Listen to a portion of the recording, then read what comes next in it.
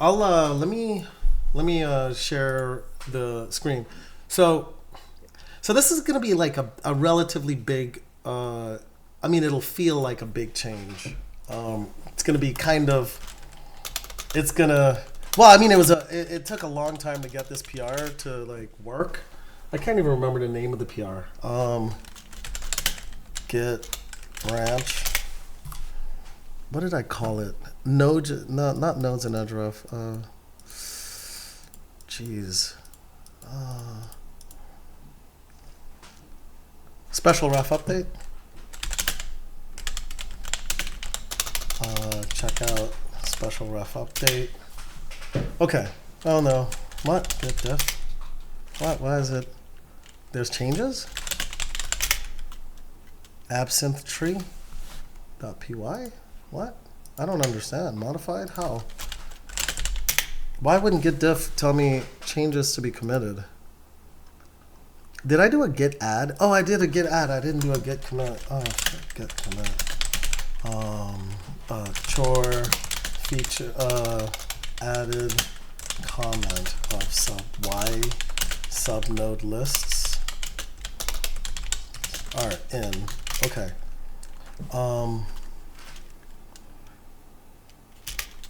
Hurry up, hurry up. Let's do git add again.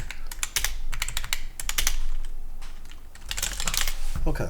All right. So now I'm gonna git check out special refs. Okay. So in this PR, basically, we've done this thing. Special ref. So these are now keywords. So init looks like what's a good file? I don't know. Let's just go to simple walk, I guess. So simple walk would look like this. So like here, self, these are just proper keywords with this change, right? Now there is and root. So this looks good, right? I mean, and this is what we talked about before. You guys like this, I'm guessing. But tell me if you don't.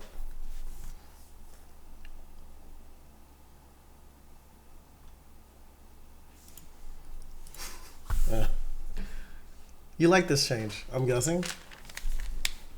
Oh. Chandra, are you guys on? Oh, okay. Are you thinking? Yep.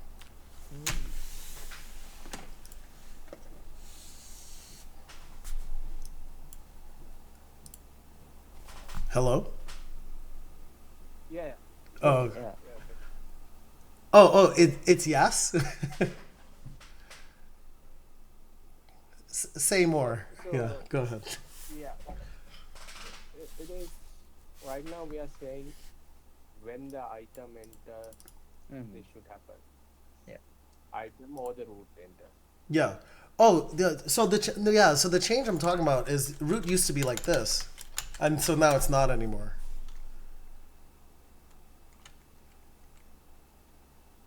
Oh. We were using the carrots, remember? Now just root. Yeah, now it's just root. Yeah, exactly. Now it's just root. Now it's just init. Let's see if we find one with init. Let's do circle. So now it's just init. Or Self also. Self also. All of them. Yeah. Self Okay. here. Yeah. Can you guys see? yeah. Yeah, I know it's hard to pick out that the difference. Like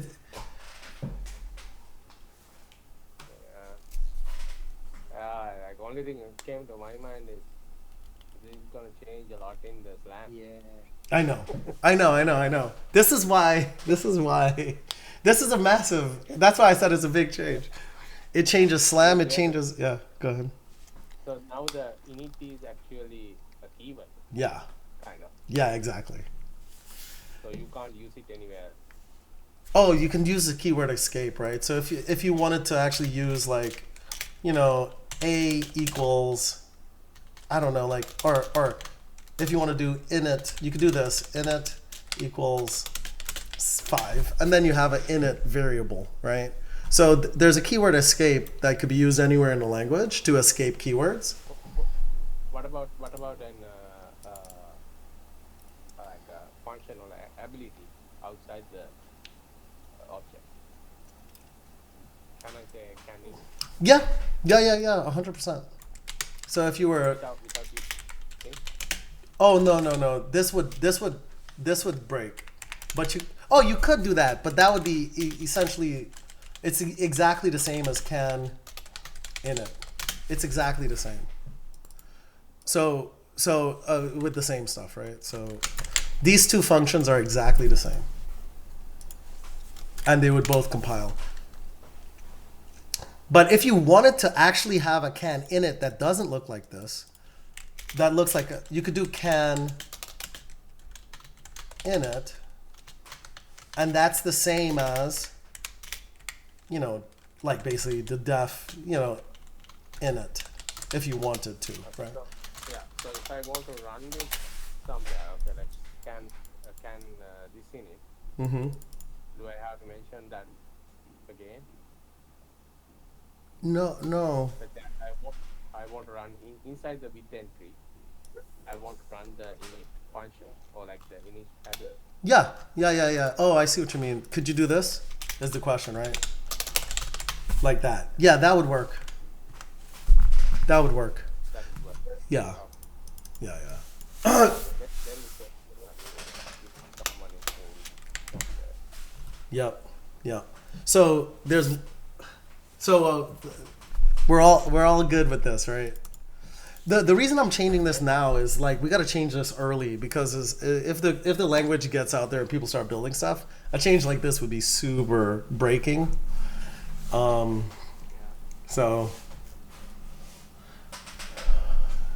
I just wanted everybody to digest this. Now, yeah, that is fine. Now, there's one thing. Post in it. I don't know what keyword to use for post in it. So basically, currently the keyword is this. That's the current keyword. So you can say, and so this is very relevant to Jayanika's code. So let me show you in the context of Jayanika's code here. What's it called? Like, let's find one. Python of post in it? Oh, so it's essentially a, where do we have post in it? What file has post in it? The Python equivalent. Is it like call at the end of the init? Yeah, exactly. What? Didn't you have post in it somewhere? Oh, I'm in impl 1, sorry. Let me just show you here. Yeah. So basically, and I'll show you real quick. So in Python it looks like this. I'll show you in construct. So we don't actually use post init, but you can have def post init. So this is a Python thing, and basically, you know, this runs after the init. So it's a data class feature basically. So, and it just runs code after init. So if you, essentially in the data class, if you had like a variable like foo equals, you know, foo is a string equals bar, you can do like, you know, self.foo equals new bar or something if you wanted. So, and it's also useful if you want to initialize, if there's some variables that you don't want to initialize until later, it becomes relevant, right? So the post init is actually a part of how data classes work. And it's actually really important for us to support it. And so I created this post init keyword. I'm using this as the keyword. So I was thinking about, is it worth... In Python, how do we, like, when it's happening, is it happens afterwards the init? Yeah. It runs after init. Do I have to call it? Oh, it happens after init. So it's essentially an init. So in data classes, which is what we base this has variable thing on, all of your has variables, there's a generated init, right? So you can pass any of these has variables in. You don't have to implement an init, right, to be able to pass stuff in. But in the design of data classes, they introduce this idea of a post init, which is it'll run after your init. And this is to do whatever you wanted. It's to take advantage of the generated init for setting your variables, and then it's to run any logic you'd want to do based on those, on the after the init, right? As part of the init. Post init doesn't have any parameters. No, it takes no parameters. Yeah. Oh, good. Yeah. Then just post going is fine. Yeah. Post init is fine. Well, do you like so you like this keyword as opposed to post? This was another option. Oh, or post underscore in it. I've never seen a keyword in a language with an underscore in it. Is kind of why I just combined it. But you can call it post. I didn't. I kind of went against post because it's such a common like post request, right? It's such a common thing that people might want to use. So I just went with post in it. Yeah, making that a keyword is not a keyword. Yeah. Post init is fine. Post underscore. Yeah, post init is fine. Okay, post init is fine. I could also do something clever. Last thought, right? I could also do something clever, like within it. I thought about doing something like this. I'm just reusing the init keyword.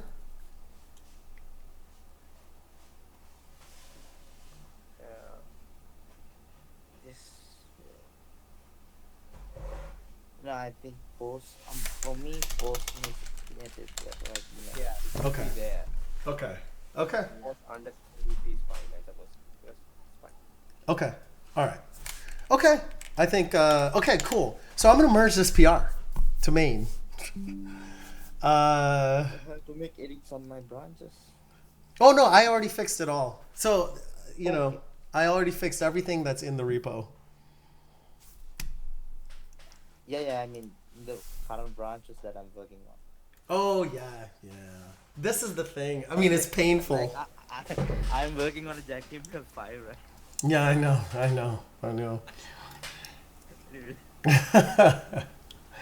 So, all right. Okay, cool. All right, so I'm gonna merge this doozy, and then I'm gonna announce it to everyone in Slack. We'll see. Hopefully, I don't make too many people mad. But awesome. But you guys are good with this, right?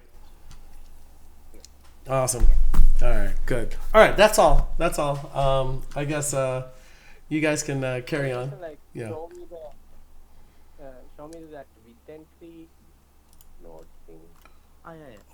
Where? in the Walker. In the Walker. In the walker.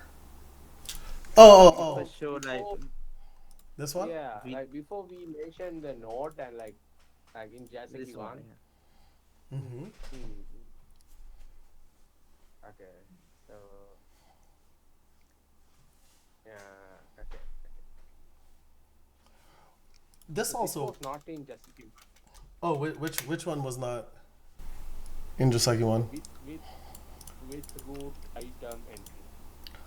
Yeah. Oh no, actually, Joseki one does have something like this. Yeah. It's So this is essentially whenever this walker arrives at a root node or an item node, this will execute. So how do we say okay? These are the stuff that should happen when you enter just item. Oh, you can add another one like this. But then it becomes an ability. Like before we had something like we just say item and bracket. inside. Oh yeah. Oh right. Oh yes. I see what you're saying. Walkers are a little different. They are a little different. So so you can't just have free floating code inside of a walker. You've got to name it. This is actually to support inheritance. This was one of the reasons that we really started Jack 2 is so you could so let me just show you one more thing, and I need to see, this is why I need to do that documentation. It's like you can also do this, and this will execute no matter what, and then this will execute with a root and an item only on those nodes, and then this will execute on an item alone, right? So like you kind of organize the functionality of the walker across its abilities. And this executes in sequence. Now, the reason this is important is if you want to do inheritance, if you want to implement inheritance, you need to be able to override the abilities. And it's really gnarly to try to override a walker when you've got free floating code in the middle, in between things. Now, that being said, inside of here, let me show you something else that this language supports. I don't have any tests with it, but inside of here, you can do item. You can do this. You can put a type, and you could have a typed context block. So you could actually, if you wanted to execute, you don't have to actually do that. You can do this in the language, right? Now, I haven't tested that works. I think it works, but so you could do this inside of your code block. So indeed, if you wanted to be very, very Jack 1 like, you could do this, right? So you can have this in one thing, and then that, and then you can have this too, and this would be the same, right, as having it across abilities. So you could have, it doesn't actually even matter what this is called. You can override it, but your entire walker body could look like this. And then this will only happen on a root, and then this will only happen on an item. So if you really enjoyed coding like that with Jack 1, you could still do something here, and maybe there's something we can do. If you really enjoyed the Jack 1 style, maybe we could also add this to the language pretty easily. We could have this syntax. This would be kind of cool, where you could do something like that. And then you can essentially just have a special kind of walker where you can code it like this. You know what I mean? Yeah, that's just a rando idea, but this is actually what's in the language today. Yeah, good question. Oh man. Whew. We're gonna have to do some docs, guys. We're gonna have to have like doc week where we just write documentation together. So we'll see when that happens. Cool, awesome. All right, well, carry on, and we'll chat again soon. Awesome. Yep. Later, guys. All right.